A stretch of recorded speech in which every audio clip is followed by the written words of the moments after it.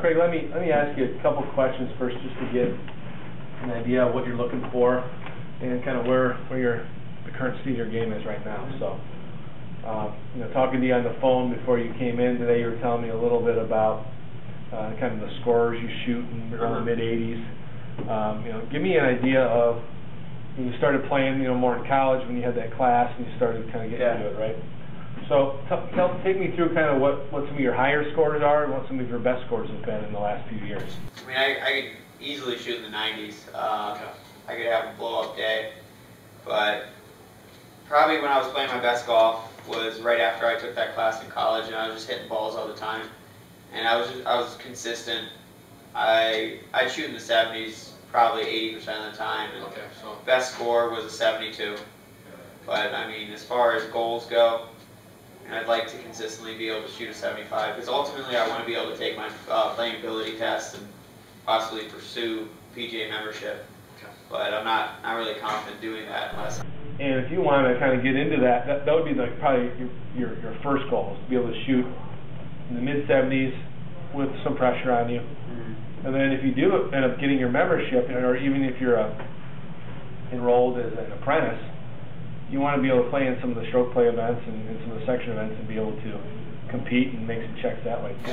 I want to be like Mitch Flemming of my day. In the whole scheme of things, when you started just in college, you're still a toddler when it comes, in the whole scheme of the game. A little more athletically coordinated than a 5-year-old, I'd like to think. Right.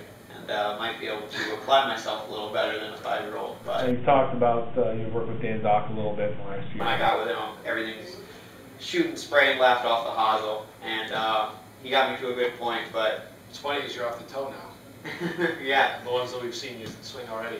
Yeah. But he got me to a point that it was good, and I was far along compared to where I was before. But I really wanted to look into the golfTec, and I've always been a tech-savvy person. I like video feedback, that sort of thing, and it seemed like a good setup. Good. Yeah, one of the things too with golfTec is you have all this feedback, and also when you're not seeing ball flight, some people might think that's a bad thing. In many cases, when you're making a swing change that's significant enough, it's difficult to make those changes if you're always trying to create a ball flight, because you're always probably initially going to create a better ball flight if you stay within your comfort zone. Okay, if you jump outside your comfort zone, it may take a dozen swings for you to start finding the club face again. But at least you're moving in the right direction. We know that you can hit some good shots. I'm not going to wait until you just time one up and hit a good shot and say, okay, swing like that, when nothing's really changed, right? So that feedback that we have on the video shows us, you may hit that one in the center of the face and the face was square, but was the fundamental motion any different? That's going to prevent your bad shots from being as bad as they are still. Yeah. I mean, that's the main thing. So there will be a time to see ball flight, but when you're making certain changes, the ball flight's a distraction, and a lot of times you're just trying to create a good ball flight, and you're going to do what you've always done to create that.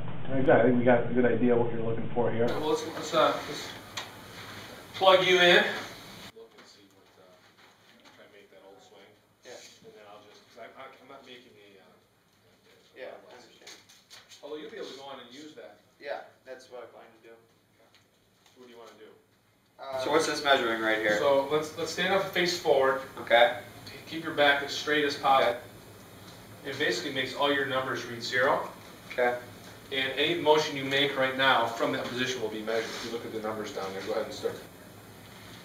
What's happening here? Come on over here and take a look.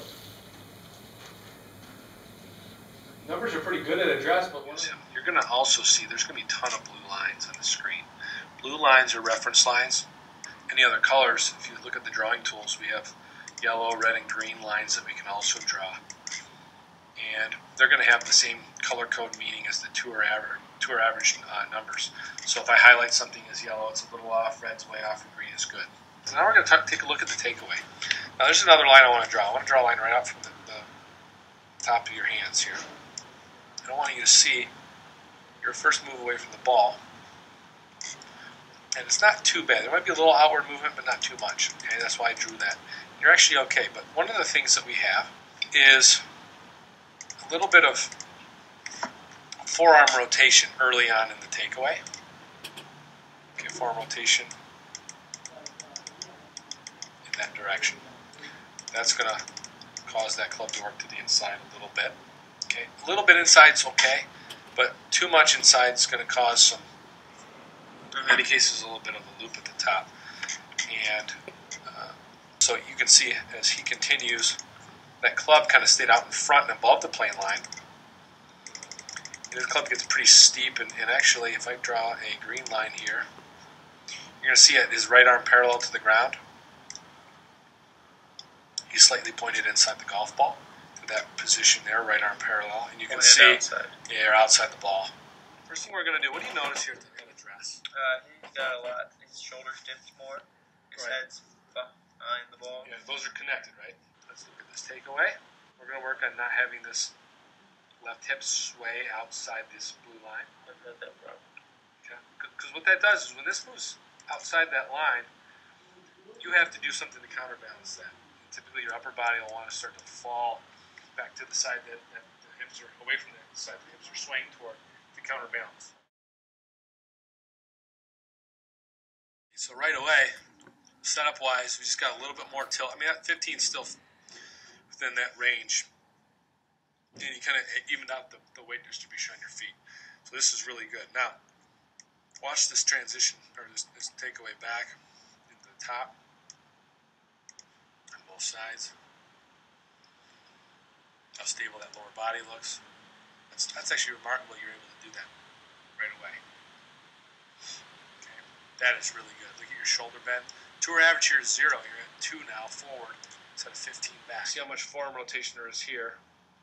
Club works way in and flat. Arms get really high, and then your first move is a rotational one, not as much lateral, with the lower body, which gets that club spinning out and coming over the top. Over here, your takeaway, not much forearm rotation, the club's more on plane, more vertical at this point. If I draw this line, look at where the club is. Almost directly at the golf ball. Maybe just slightly outside, but much better where it started. You set the club much better. Now watch as you transition. The club starts to have a chance to come back on plane. So we're starting to incorporate some of these things, getting the club working on a little bit better path and plane as you work out. Roadmap is basically me just saying these are the things that we need to, I'm making an educated guess as to what we need to do to get you to be able to shoot in the 70s. You see it says weeks afterwards. This is assuming I'm seeing you every week and you're practicing 90 minutes between lessons every week and doing the right things. The quality and variety of your practice. Okay. So you're practicing different drills all aimed at the same thing. You understand on a very, very clear level what we're trying to accomplish, what the body and arms need to do, and you're practicing those things consistently and putting in quality reps. This will really come along pretty quick. If you go 2-3 weeks without a lesson, you're not practicing, well, it's going to delay things a little bit. So this is an ideal situation. The things that are going to take the longest are the impact and through, just basically from about waist high here to waist high through. And that's basically downswing, impact, and extension. You can see those were the bulk of where these are going to work. And then I really did a lot of bulk here too in the short game lessons. Putting and short game. Yeah. Huge, huge, huge. Game plan, I got you on the 12-month program right now. I think that it will probably turn into multiple 12-month programs, honestly, if your long-term goal is to play in section events and stuff, and even play at a national level at some point. And then when you turn in, and you're over 50, being able to go qualify for the senior tour. So yeah, we'll see what happens with that. Right. So here are the different options. They all include the same things. We have 12, 6, 3-month plans. These are things that just kind of give you an idea. Also, a maximum performance plan, which is basically a lesson a week for the entire year. Now, most of my students I put on this, they are going to not necessarily take one lesson a week, but they will actually get these 52 lessons done in less than a year, because we're going to be doing a lot of outdoor stuff, which if I'm outside with somebody for 3 hours, that's 6 half-hour lessons. That's basically 6 of those 52. Okay. Because these are, in half hours. They all include the same amount of things. I'm sorry, the same things in just different amounts. Okay. So. And 90 minutes a week of practice? Yep. Yep, 90 minutes per week. You're going to book that out just like you book out your lessons. Okay. The more in advance you can do that. Now, I want to hold you accountable as just as much as you're going to hold me accountable for giving you the right information and getting you better and giving you the right drills to do. Is you need to be in here doing those things. Otherwise, no matter what I tell you, you're not going to get any better. So these are all things I'll be able to see, like a schedule online. You'll be able to go on your web lesson, log in, username and password. You can go to book a lesson, and you can choose what type of lesson, whether it's a lesson with me or if it's just a practice. Okay. Okay. And it's all under lesson, the term lesson. When you go under like what type, you just put in practice. Okay. And we can even book all these lessons out before you leave today. I'd almost rather prefer that if your schedule allows, so that we know that you're here on these days and you just get in a routine, just like anything. All right. All right. Sounds good. So I'll print this out, get it to you, and we'll see you next week. Thank you very much. Appreciate it. Look forward to it.